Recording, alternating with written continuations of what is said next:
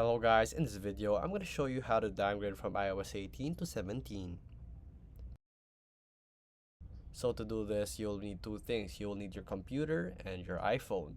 So if you don't have both of these, you won't be able to do this. So remember guys, always do a backup of your iPhones before going to iOS 18. So here, you must know that you might lose all your data, and I'm certain you will when you downgrade. So here, you will have to go to iOS downgrade. So here we're using TenorShare, Rayboot, which is for Mac. So here we will have our data loss when we go downgrade, as I said. So we go downgrade. So here it's detecting my phone, as you can see. So here we have a version of our 17.5.1, which is readily already available. So here we can download it, and then from there you will just have to follow the things that you will have to do. Download it here. So we'll have to download this, and then we'll have to enter our iPhone into recovery mode basically. So this is how it will look like.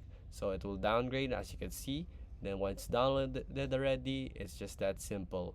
You will have to just wait for it to downgrade, and then the downgrade is completed. You'll have to open it with your password again, and then you'll be able to use your phone again as usual. So remember, keep in mind, you must have your Apple ID password with you also to verify it's yours. So you can also change it right here.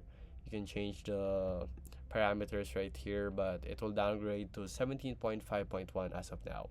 So there you go guys, that is how you downgrade your iOS 18 to 17 in this time.